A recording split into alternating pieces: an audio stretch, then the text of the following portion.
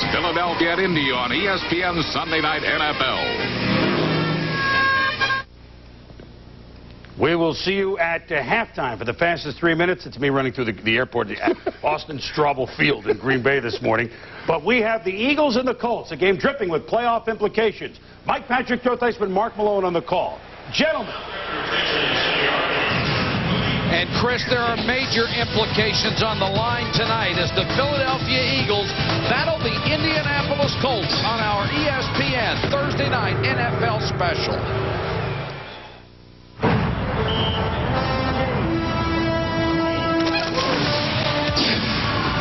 The Philadelphia Eagles are in a fight for a division title, but have struggled to take the necessary steps. A 3-game skid was halted on Sunday. Now it's time for the Eagles to fly.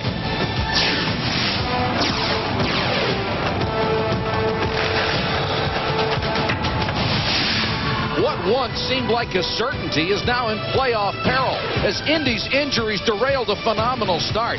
But Sunday's win sent a message to all. The Colts aren't about to give up the fight.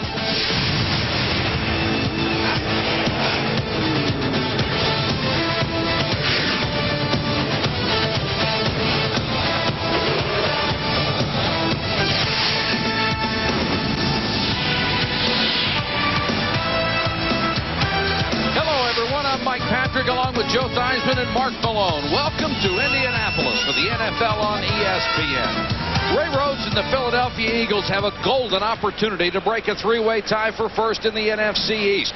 As usual, the tempo for Philadelphia will be set by Ricky Watters. The dual-threat running back comes into tonight with nearly 1,600 total yards from scrimmage, second in the NFL. And, Joe, when you talk to the Colts defenders, they're all in agreement that beating the Eagles begins with stopping Ricky Watters. And, you know, Mike, that's going to be a bit of a challenge when you consider the injury situation of Lindy and Fonte. I mean, out of tonight's game, he's got 5 defensive starters and his quarterback, Jim Harbaugh. But, you know, this Colt team is really a resilient bunch, and they're finally going to get some good news. I had a chance to talk to Marshall Faulk, and he said he feels fine now. He hasn't felt this good since he dislocated his toe back in September. I mean, this past Sunday, caught 10 passes and totaled a season-high 124 yards from scrimmage. I mean, Mike, if he can have that kind of production tonight, there's really a good chance that Indy could beat the Philadelphia Eagles. All right, Joe, and a Colt win would be huge. They would break a 3-way tie and grab the lead for the third and final AFC wildcard spot. And just a reminder, Mark Malone will be with us throughout the night. He'll have in-depth looks at key matchups and trends in his Spotlight segments.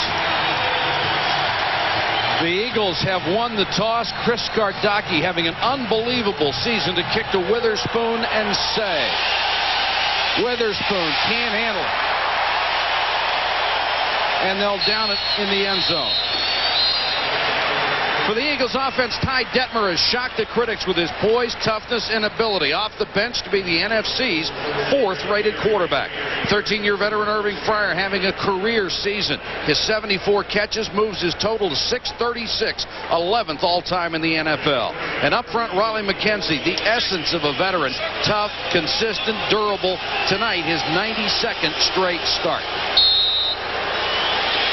Rodney Peete, who went down with the injury to give Ty Detmer the opportunity to run this ball club. 3 touchdowns, 5 interceptions. Detmer, 12 touchdowns, 7 interceptions. Blitz on the first play. Detmer is stuck at the 10-yard line. Steve Morrison blitzing. There's a flag down. Well, the Colts came with everybody on the first play. They called intentional grounding on Detmer.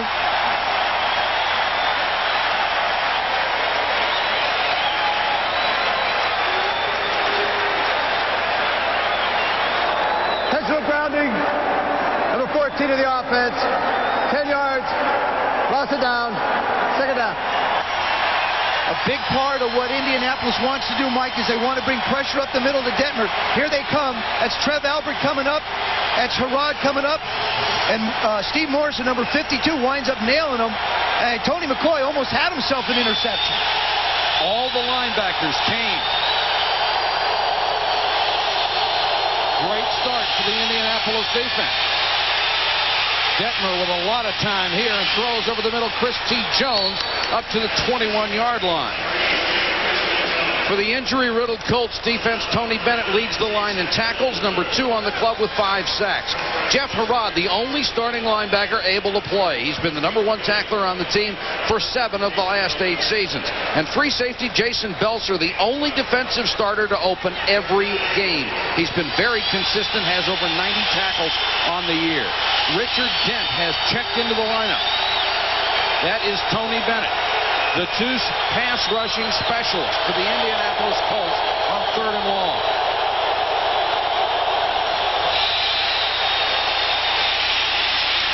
Detmer throws complete. He's got the first down. Freddie Solomon with a catch, but there is a marker down back in the area of holding. And that's what it is. Oh, illegal hands to the face.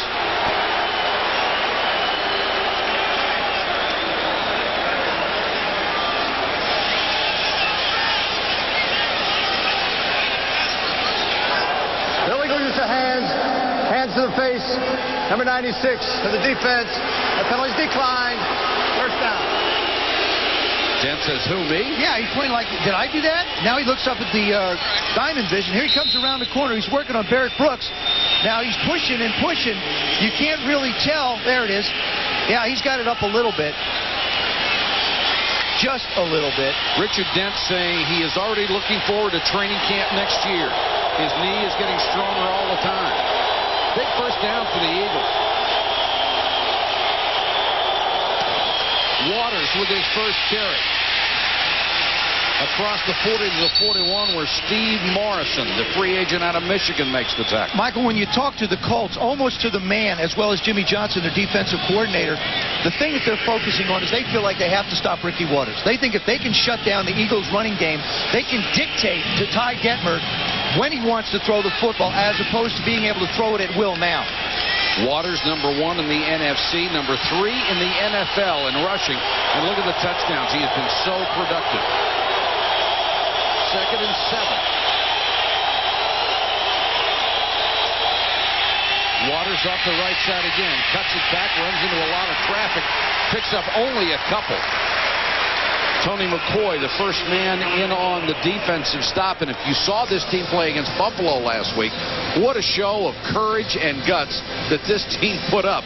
They've been doing it all year. Think back to the Dallas game when they have 4 or 5 starters out of that one. Right. It's the same kind of effort. And this 3rd down and 4 is exactly what the Eagles try and shoot for offensively. Now you have to defend the entire field, and that's what puts pressure on the defense. Solomon is in as the 3rd wide receiver.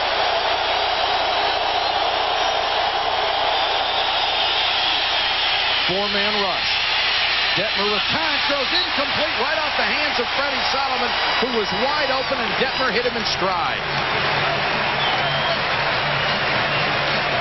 That's all you can do as a quarterback, Mike, is put the ball where it belongs. And that's what, really, that's why Ty Detmer has been so effective. He reads the defenses so well, gets the ball out in front of a receiver, gives him a chance to run with it. You just got to make the play. Hutton to kick to Brian Stabline, who waits back near his 10-yard line. The Eagles' coverage teams have been awful this year on both punts and kickoffs. It's really hurt them.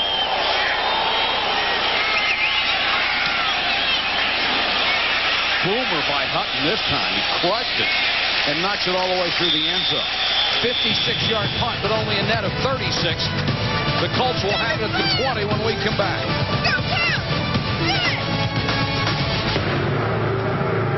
Start their first possession at their own 20-yard line after the Eagles failed to move it deep and punted.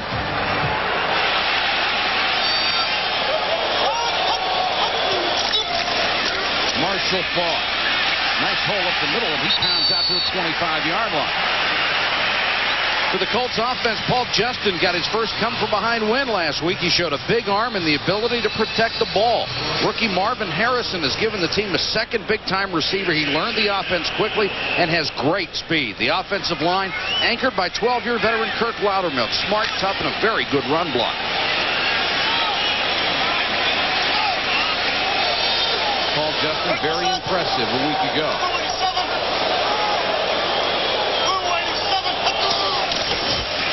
Justin play action. Rifles that one to Dawkins. And Dawkins to midfield. 24-yard gain. Good play action pass by Paul Justin, but good protection by Tony Mandris, number 79, on William Fuller. Just stones him. Dawkins runs into the soft spot of the zone right in front of Dawkins. Dawkins tackling Dawkins. And Dawkins is on the ground. Only one catch away is Sean Dawkins from matching last year's total.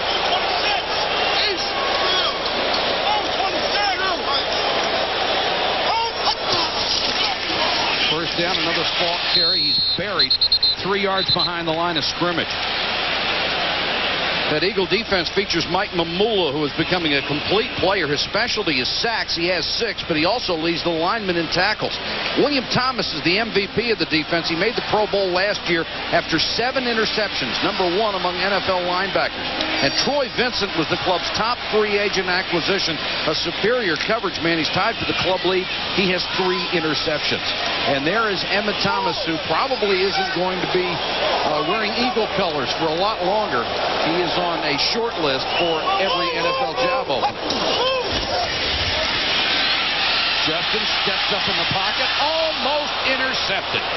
Right into the hands of James Willis, the middle linebacker, and he couldn't hold it. Mike, all 3 of the linebackers of the Eagles really run well. William Thomas, you've got Ray Farmer, and James Willis. Want to go down the middle to Kent Dilger, number 85. He bounces off of the Zordich. Now he comes in. Does a good job of staying with him. Willis just hunts him up and moves along with him. Almost had the pick. He was released by the Packers, originally a 5th-round draft choice, and picked up as a free agent. 3rd and 12. Eagles show blitz, may have jumped. Flags are down. Justin throwing the bomb for Harrison. He and Vincent a lot of contact, and that will be interference. Troy Vincent running stride for stride with a speedy Harrison, and this could be a huge play for the Colts. It could, Mike, but you know what it is? It's a great job by a rookie, Marvin Harrison, trying to get back to the football. He took an inside angle on Troy Vincent, and when he saw the ball go over his right shoulder, he tried to run back.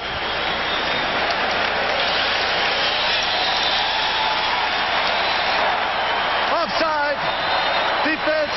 Defensive right end. Penalties declined. Pass interference. Defense. Number 23. First down. That's a 39-yard penalty.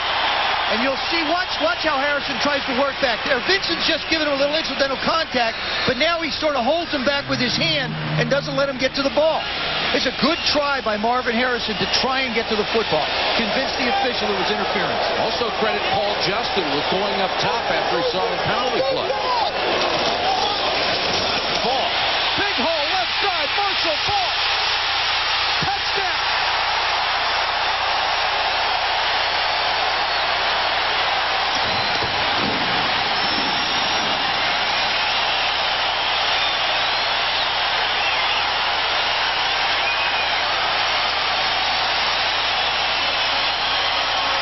Watch number 81, Marcus Pollard.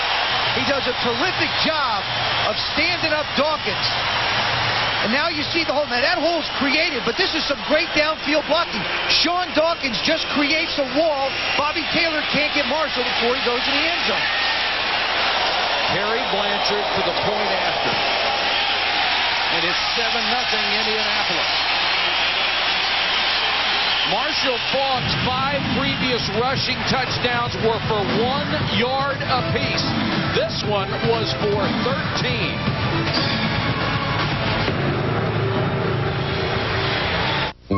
Welcome back to Indianapolis. What most people don't seem to grasp is that Marshall Faulk has been hurt very badly. A toe injury doesn't seem like much, but for a running back, it's huge. Oh, it is, Mike. And, you know, this is the first, last week was the first time he told me he felt like it finally felt like he could make some moves on it. But when you think of a toe injury, picture a quarterback with a bad thumb trying to throw the football and grip it. It has the same effect on your performance in the game. For a running back, you have nothing to push off on. For a quarterback, you wouldn't be able to grip the ball. Witherspoon at the goal line. breaks the tackle across the 30 to the 32.